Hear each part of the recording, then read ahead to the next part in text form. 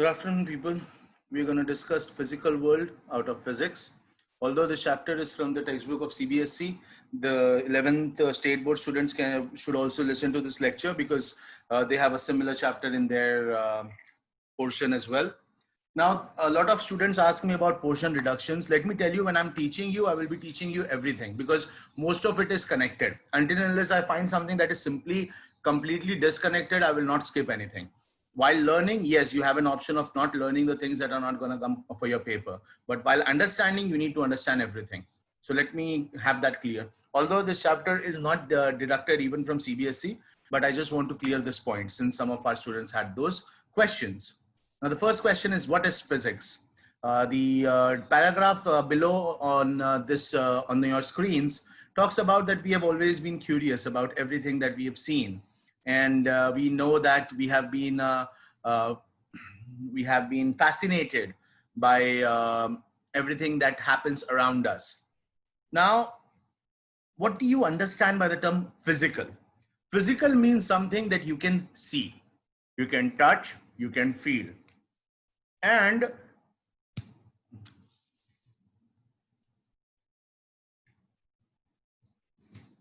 something that is a part of your surroundings. So like, for example, the night sky, the regular repetition of day and night, the annual cycle of seasons, the eclipses, the solar eclipse, the lunar eclipse, the tides of the seas, the volcanoes, the rainbow, all of this has always made mankind wonder. Obviously, हर आदमी को मतलब अभी तो अपने को बचपन से सिखाते हैं कि भाई ये इंद्रधनुष है, या ये देखो ये इस तरह से समंदर में लाट आती है, क्यों आती है ये हम लोग स्कूल में सीख लेते हैं. लेकिन पहले के लोगों को कितना अजीब लगता होगा, और उनके पास ये सब सीखने का कोई तरीका भी नहीं था. तो वो लोगों को कितना उसके ऊपर माइंड में क्वेश्चंस आते होंगे कि सूरज इसी तरफ से क्यों उगता है और धीरे धीरे नॉर्थ की तरफ या साउथ की तरफ क्यों होते जाता है, कभी कभार सूरज पूरी तरह ढक क्यों जाता है, या चांद पूरी तरह ढक क्यों जाता है, या चांद छोटा बड़ा क्यों होता है. ये सारी बातों से वो लोगों को माइंड में क्वेश्चंस आते होंगे. और क्योंकि इंसान क्वेश्चन पूछता है या उसके अंदर जिज्ञासा यानी कि क्यूरियोसिटी है, यही रीजन है कि इंसान ने ये सारी चीजों के बारे में इंफॉर्मेशन निकालना शुरू किया, उसने ऑब्जर्व करना चालू किया. सबसे अच्छी बात क्या हुई पता है, कि इंसान ने ऑब्जर्व करके नोट करना शुरू किया. बहुत पुराने टाइम से इंसान को जब कहीं ट्रैवल करना होता तो आसमान में सितारा देख के ट्रैवल करता था, चांद देख के नहीं, क्योंकि उसे पता था कि चांद हिलता है, सितारा नहीं हिलता. तो नॉर्थ स्टार को देख के बहुत से लोगों ने ट्रैवल किया है. तो ये सारी जो इंसानी चीजें थी, मतलब जो तरीके थे, इसके वजह से ही हम इन सब चीजों के आंसर्स आज ढूंढ पाए हैं.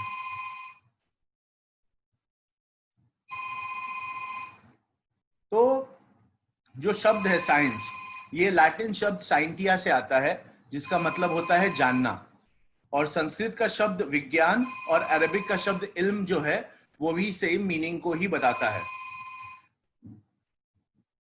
साइंस जो है, विज्ञान जो है, वो एक तरह से बहुत पुराना है. सबसे पुराने सिविलाइजेशंस तो जो थे, जो Egypt, India, China, Greece, Mesopotamia में थे, इन्होंने भी काफी हद तक काफी प्रोग्रेस किया साइंस के अंदर.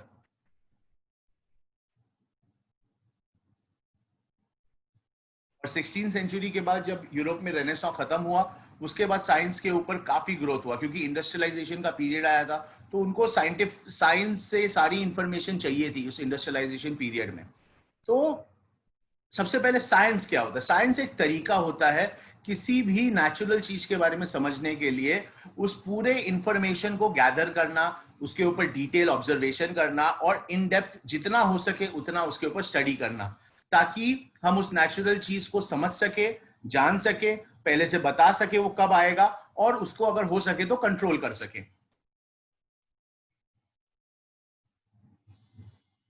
जैसे अब हमें मालूम है कि विंटर सीजन कब आता है, समर सीजन कब आता है. अब हमें मालूम है बारिश कब होती है, कब नहीं होती. हम पहले से प्रेडिक्ट भी कर सकते हैं बारिश हो रही है, नहीं हो रही है. इस बार जब तूफान आने वाला था तो गवर्नमेंट ने 2 दिन पहले ही हमें बता दिया था कि भाई तूफान आने वाला है, आप लोग सही जगहों पे जाओ. जब अम्फन आया था तो हमको पहले से ही पता था कि वो आ रहा है. तो ये सारी चीजें क्यों हो पा रही है? साइंस के वजह से हो पा रही है. This all is possible because of science.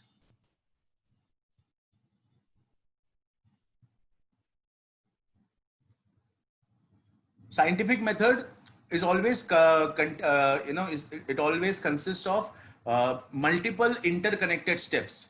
So first of all, you have to have a systematic observation, you have to have control experiment, qualitative and quantitative reasoning, mathematical modeling, prediction and verification or falsification of theories. मतलब 5 step यहाँ पे बताए गए, मैं एक एक step वापस से बोलूंगा. सिस्टमैटिक ऑब्जर्वेशन यानी कि कोई भी चीज को परफेक्टली प्रॉपरली नोट करना. जैसे बारिश को अगर हम लोग एक एग्जांपल लेते हैं, तो कब बारिश शुरू होती है, कब खत्म होती है, कितनी बारिश किस रीजन में होती है, कितनी सेंटीमीटर्स होती है, उसको मापना, उसको प्रॉपरली ये करना, उसके ऊपर एक्सपेरिमेंट करना कि भाई हम बकेट रख के देखते हैं कितनी बारिश आती है एक सीजन में एक जगह पे, और फिर अगर वो बकेट कितने जल्दी भर जाता है उससे मालूम पड़ेगा कि कितना हैवी रेनफॉल या कम रेनफॉल हुआ. फिर उसके ऊपर क्वेश्चंस पूछना कि भाई क्या ये हर साल हो रहा है, कितने साल का डेटा हमारे पास है, नहीं है, क्या इसके ऊपर हम एक मैथमेटिकल मॉडल बना सकते हैं कि हम एक प्रॉपर फॉर्मूला बना सकते हैं कि इस रीजन में इतनी बारिश होगी, उस रीजन में इतनी बारिश होगी. और फिर इन सब के बेस पे अगर हम प्रेडिक्ट करते हैं कि मैं बता सकूं कि भाई हाँ इतने डेटा के हिसाब से इस टाइम पे इतनी बारिश होगी, तो फिर उसके ऊपर वेरीफाई करना या फॉल्सिफाई करना, ये सब चीजों को हम मल्टीपल स्टेप्स जब कनेक्ट हो जाते हैं तो साइंटिफिक मेथड हमारा पूरा हो जाता है. स्पेक्यूलेशन या कंजेक्चर में साइंस में कोई तरीका नहीं है. स्पेक्यूलेशन यानी कि खाली बोल देना कि नहीं यार मेरे हिसाब से ऐसा है, तुक्का लगाना साइंस में नहीं चलता.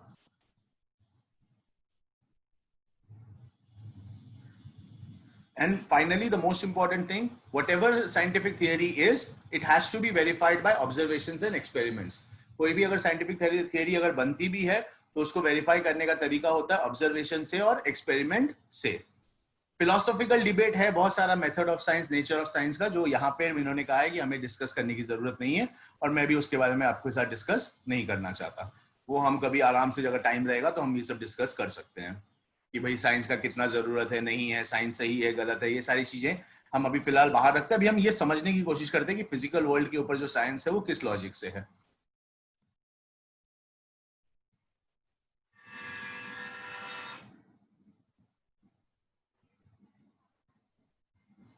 I'm in a lecture, can I call you back?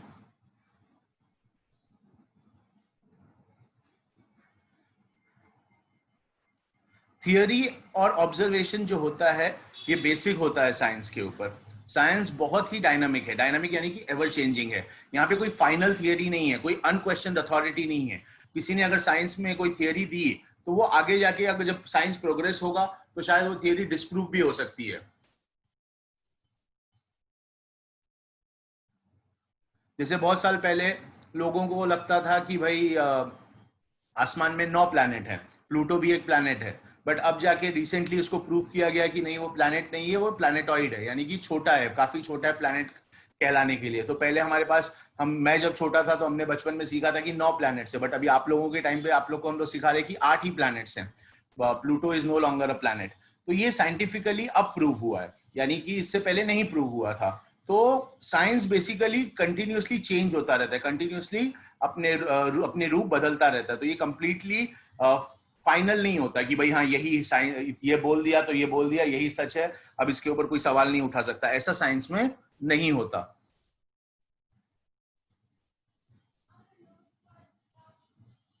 तो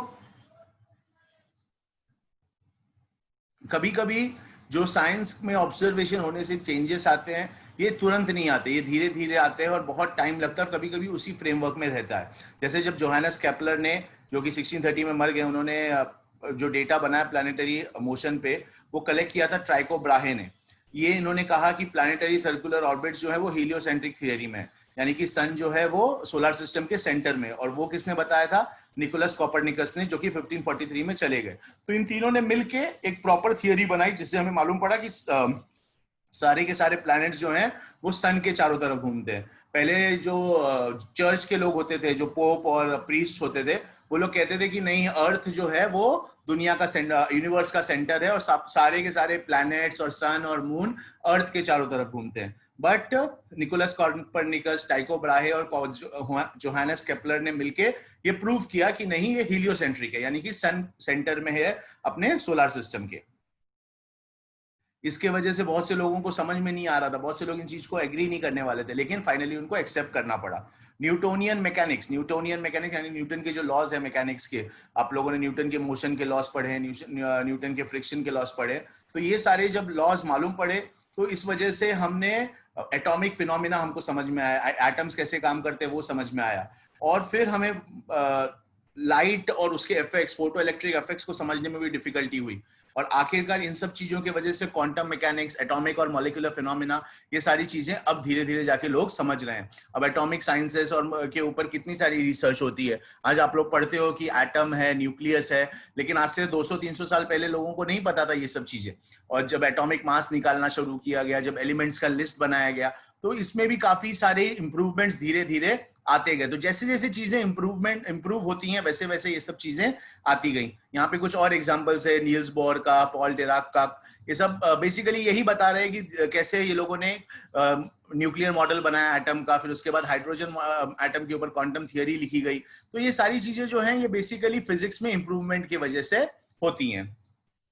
फिजिक्स जो है ये सबसे बेसिक डिसिप्लिन है नेचुरल साइंसेस का। इसमें और दो नेचुरल साइंसेस है, केमिस्ट्री और बायोलॉजी, और ये बहुत ही बेसिक है। अगर आप कोई भी साइंस फील्ड में आगे बढ़ना चाहते हैं तो फिजिक्स, केमिस्ट्री, बायोलॉजी की टोटल बेसिक नॉलेज होना जरूरी है, इररिस्पेक्टिव आप किस फील्ड में आगे बढ़ना चाहें, क्योंकि फिजिक्स, केमिस्ट्री, और इसीलिए 10th स्टैंडर्ड तक आपको फिजिक्स, केमिस्ट्री और बायोलॉजी तीनों पढ़ाया जाता है। क्यों पढ़ाया जाता है? क्योंकि आपको एक बेसिक वर्किंग नॉलेज साइंस का होना बहुत जरूरी है। आप उसके बाद कोई भी फील्ड चूज करो, लेकिन अगर आपको working knowledge of physics, chemistry और बायोलॉजी नहीं रहा तो आप कोई भी पर्टिकुलर फील्ड में साइंस नहीं सीख पाओगे, क्योंकि फिर आपको बेसिक नॉलेज ऑफ साइंस में डिफिकल्टी होगी। फिजिक्स जो है वो एक ग्रीक वर्ड से आता है जिसका मतलब होता है नेचर। संस्कृत में इसका इक्विवेलेंट है भौतिकी। भौतिकी मतलब study of the physical world, यानी कि जो जो दुनिया हमें दिखाई देती है उसकी बारे में पढ़ाई करना। अब इसके ऊपर आप एग्जैक्ट डेफिनेशन नहीं बना सकते, क्योंकि ये अनलिमिटेड है, ये बहुत बड़ा है, ये बहुत ब्रॉड है। इसके लिए आप इसको बहुत ही सिंपल तरीके से समझिए कि फिजिक्स का जो मेन कॉन्सेप्ट है वो दो प्रिंसिपल थ्रस्ट पे है। एक है यूनिफिकेशन और दूसरा है रिडक्शन। यूनिफिकेशन यानी कि सारी चीजों को यूनिफाई करे कोई थियोरी, और दूसरा रिडक्शन यानी कि सारी थियोरी को रिड्यूस करके एक थियोरी में कंफर्म करे। एल्बर्ट आइंस्टाइन और अब जाके डॉक्टर स्टीफन हॉकिंग, ये सब लोगों ने मिलकर काफी कोशिश की यूनिफाइंग थियरी बनाने की। उन्होंने यूनिफाइंग थियरी बनाई भी है, बस अब उसको प्रूव करना बाकी है। आप में से कोई अगर साइंटिस्ट बने तो उसको कोशिश करिएगा कि आप एल्बर्ट आइंस्टाइन द्वारा लिखी गई यूनिफाइंग थियरी को प्रूव कर सकें।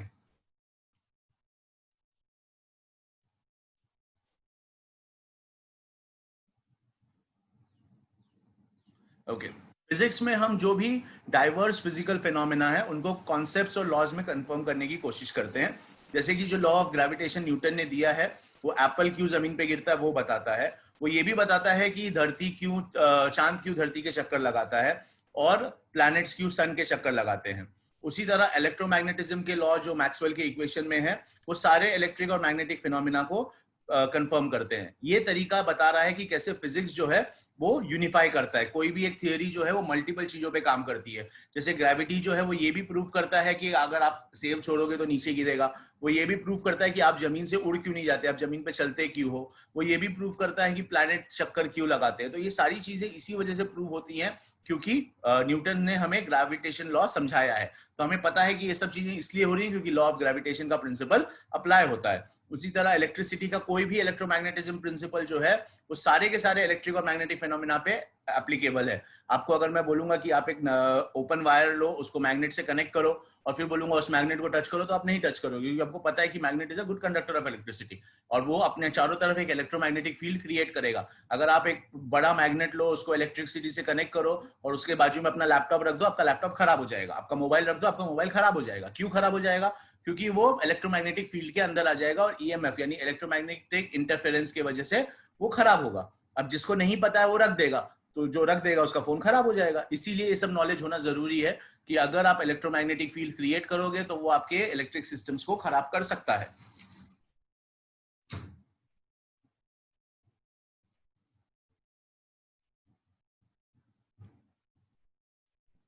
और एक तरीका होता है फिजिक्स में जिसको कहते हैं रिडक्शनिज्म। रिडक्शनिज्म का मतलब क्या होता है, जैसे थर्मोडायनामिक्स में 19वीं सेंचुरी में बड़े बड़े सिस्टम्स होते थे, जैसे टेम्परेचर, इंटरनल एनर्जी, एंट्रोपी, ये सब चीजों को काइनेटिक थियरी और स्टैटिस्टिकल मैकेनिक्स में समझ के उनको मॉलिक्यूलर कॉन्स्टिट्यूएंट्स में समझाया गया। यानी कि जो बड़े बड़े सिस्टम्स हैं, जैसे कि बड़े बड़े क्वांटिटी में हैं, उनको छोटे क्वांटिटीज में भी वही हिसाब से वो समझ सकते हैं।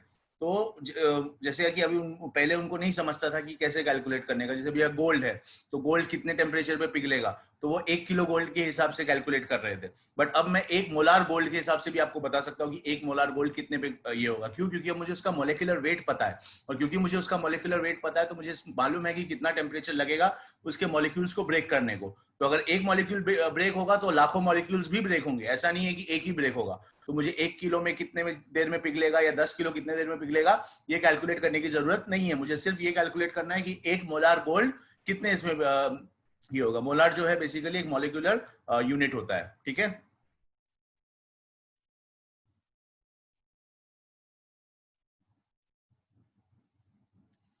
फिजिक्स में दो डिसिप्लिन होते हैं, माइक्रोस्कोपिक और माइक्रोस्कोपिक। मैक्रो में बड़ी चीजें आती है जो लैबोरेटरी, टेरेस्ट्रियल और एस्ट्रोनॉमिकल स्केल्स पे होती हैं, और माइक्रोस्कोपिक में छोटी कैटेगरीज आती हैं जो कि एटॉमिक, मॉलिक्यूलर और न्यूक्लियर कैटेगरीज में होती हैं। क्लासिकल फिजिक्स जो है वो माइक्रोस्कोपिक फिनोमिना में होता है, जैसे कि मैकेनिक्स, इलेक्ट्रोडायनामिक्स, ऑप्टिक्स और थर्मोडायनामिक्स। और ये जो है ये Newton's law of motion, law of gravitation, propulsion of a rocket और इलेक्ट्रोडायनामिक्स, ये सब प्रिंसिपल्स पे काम करता है। माइक्रोस्कोपिक डोमेन जो होता है वो माइन्यूट स्केल पे काम करता है, एटम्स और न्यूक्लियाई के। ये काम करता है जो भी इंटरेक्शन होता है प्रोब्स का, जैसे इलेक्ट्रॉन्स, फोटॉन्स और दूसरे एलिमेंट्री पार्टिकल्स जो होते हैं। क्लासिकल फिजिक्स जो है वो माइक्रोस्कोपिक फिजिक्स के बारे में बात नहीं कर सकता, और क्वांटम थियरी जो है ये चीज को समझाती है। फिजिक्स बहुत सारी चीजें हैं, और मतलब इसमें कैसा है, ये अनलिमिटेड है। आप क्लासिकल फिजिक्स में जाओगे, आप मैकेनिक्स पढ़ोगे, इलेक्ट्रोडायनामिक्स पढ़ोगे, ऑप्टिक्स पढ़ोगे, थर्मोडायनामिक्स पढ़ोगे, कंटिन्यूअसली इनकी ये एक एक प्रिंसिपल्स हैं, इनके अंदर भी बहुत सारी चीजें हैं। उसी तरह माइक्रोस्कोपिक में अगर आप गए तो आप छोटी छोटी चीजों के बारे में घुसते जाओगे, एटम्स के अंदर, न्यूक्लियस के अंदर, न्यूक्लियाई के अंदर, और उसके भी नीचे न्यूक्लियस से भी छोटे लेवल से आपको हाई क्वालिटी माइक्रोस्कोप लगेगा वो सब चीजें देखने को। तो ये बहुत बड़ा है और बहुत ही ब्यूटीफुल है, और आपको चूज करना होगा आगे जाके अगर फिजिक्स में आपको कोई पढ़ाई करनी है तो।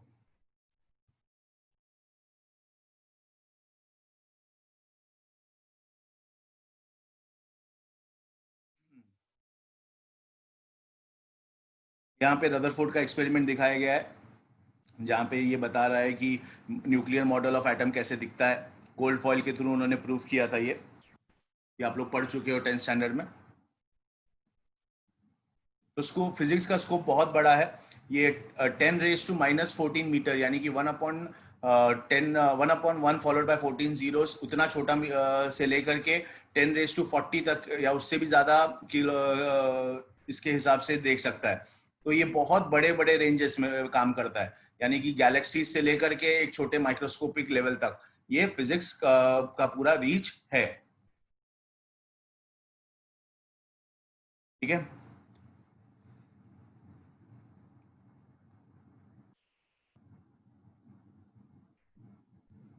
तो अभी तक तो ये यही बता रहा है कि फिजिक्स में क्या बेनिफिट है, क्या फिजिक्स क्यों पढ़ना चाहिए और क्या होना चाहिए। आगे जाके हम फिजिक्स, टेक्नोलॉजी और सोसाइटी के बारे में पढ़ेंगे। आज फर्स्ट डे है, मेरे को ज्यादा नहीं करना है, हम लोग जब आगे करेंगे तो इसको कवर करेंगे, ठीक है।